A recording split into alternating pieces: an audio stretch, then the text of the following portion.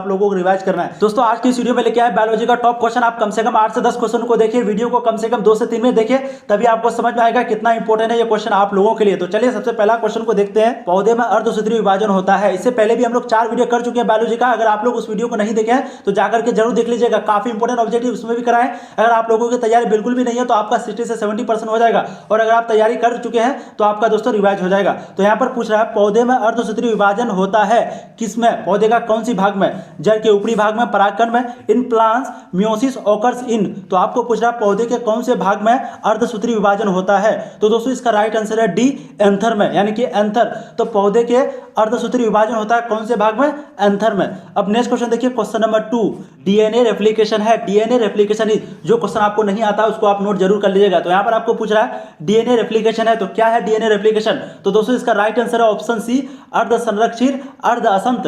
यहां पर देखिए कोमा है, ठीक है, सेमी कंजर्वेटिव सेमी डिसकंटिन्यूअस। आपका ऑप्शन सी राइट आंसर होगा। डीएनए रेप्लिकेशन है अर्ध संरक्षित अर्ध असंत।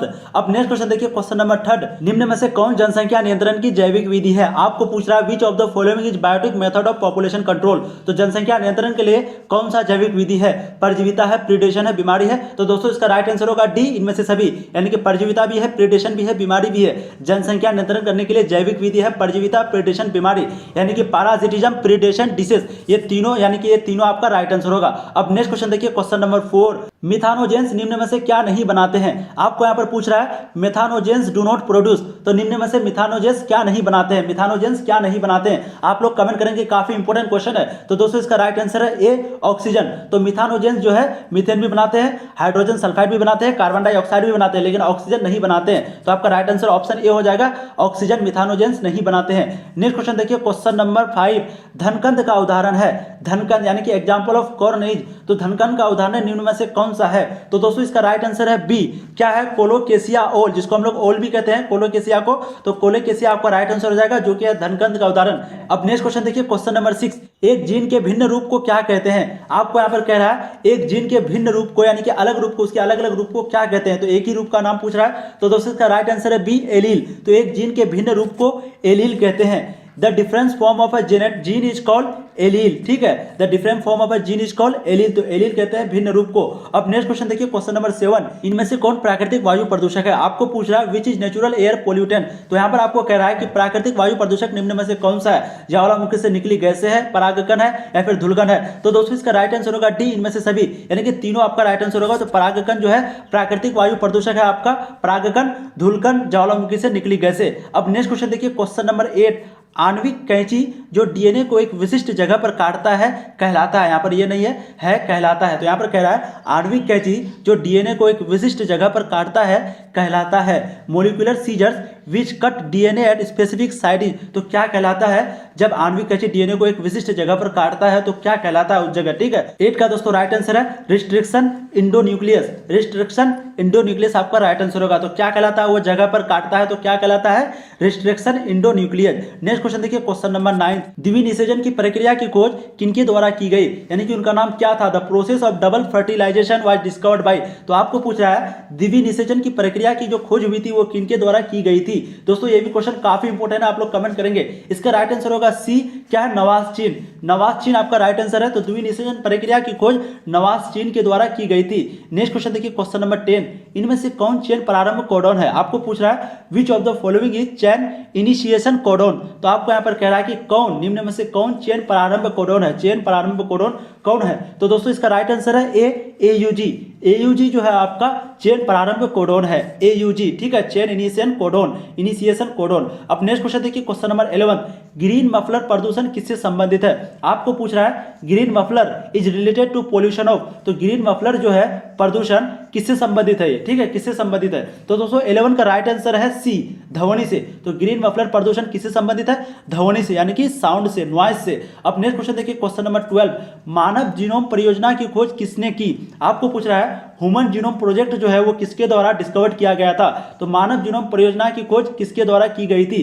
तो दोस्तों इसका राइट आंसर है ए, फ्रांसीसी कॉलिनस एवं रॉड्रिक के द्वारा। फ्रांसीसी कॉलिन्स एवं रॉड्रिक के द्वारा यह खोज की गई थी, यानी कि जीनोम परियोजना की खोज फ्रांसीसी कॉलिनस एवं रॉड्रिक के द्वारा की गई थी।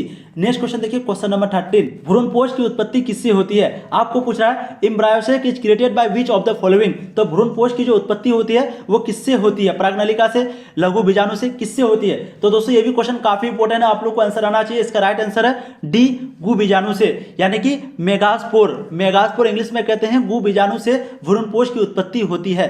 अब नेक्स्ट क्वेश्चन देखिए, क्वेश्चन नंबर 14, बच्चों में मंगोलिज्म या डाउन सिंड्रोम होने का क्या कारण है? सॉरी ये बच्चा है, ठीक है, टाइपिंग गलत हो गया। तो बच्चों में मंगोलिज्म या डाउन सिंड्रोम होने का क्या कारण है? डाउन सिंड्रोम और mongolism in child is due to. तो क्या कारण है बच्चों में मंगोलिज्म या फिर डाउन सिंड्रोम, ये दोनों एक ही चीज है, ठीक है, ये होने का क्या कारण है? आप लोग को यही पूछ रहा है। तो 14 का दोस्तों right answer option C, trisomy. तो मंगोलिज्म और डाउन सिंड्रोम होने का कारण है ट्राइसोमी, यानी कि आपका ऑप्शन सी राइट आंसर होगा, ट्राइसोमी। अब नेक्स्ट क्वेश्चन देखिए, क्वेश्चन नंबर 15, इनमें से किस क्रिया से डीडीटी की सांद्रता अगली पोषी स्तर में बढ़ती है? यहां पर ये बढ़ती है, ठीक है। तो concentration of DDT increases in nest trophy level by which process. तो आपको यहां पर पूछ रहा है कौन सी प्रक्रिया है जिससे कि डीडीटी की सांद्रता अगली पोषी स्तर में बढ़ती है? तो दोस्तों कौन सी सांद्रता है, यही आपको पूछ रहा है, डीडीटी की कौन सी सांद्रता है? तो दोस्तों 15 का राइट आंसर ऑप्शन बी, जैव आवर्धन। जैव आवर्धन यानी कि बायो मैग्निफिकेशन के द्वारा ही आपका डीडीटी की सांद्रता अगली पोषी स्तर तक पहुंचती है। नेक्स्ट क्वेश्चन देखिए, क्वेश्चन नंबर 16, बीटीवीस का प्रभाव किस कीटवर्ग पर होता है?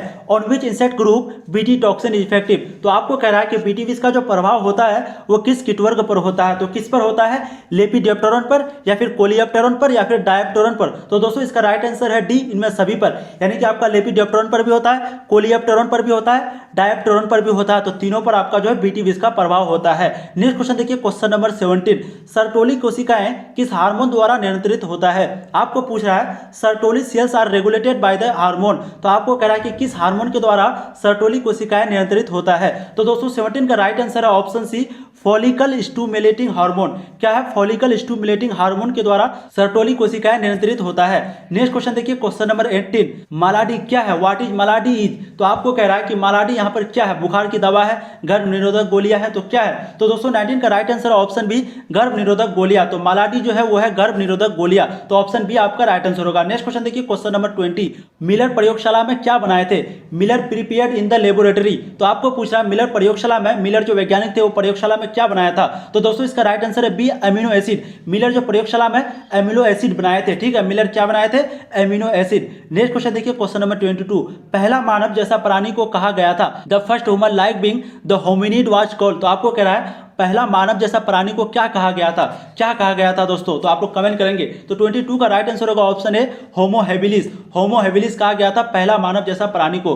नेक्स्ट क्वेश्चन देखिए, क्वेश्चन नंबर 23, डायनासोर किस काल में थे? डायनासोर जो है वो किस काल में थे? ठीक है, dinosaur found in the era of. तो किस काल में थे डायनासोर? तो दोस्तों इसका राइट आंसर होगा आपका जुरासिक। तो जुरासिक काल में था, ठीक है, पर्मियन में भी नहीं था, आधुनिक में भी नहीं था, और कार्बोनिफरस में भी नहीं था, आपका था जुरासिक में। डायनासोर किस काल में थे?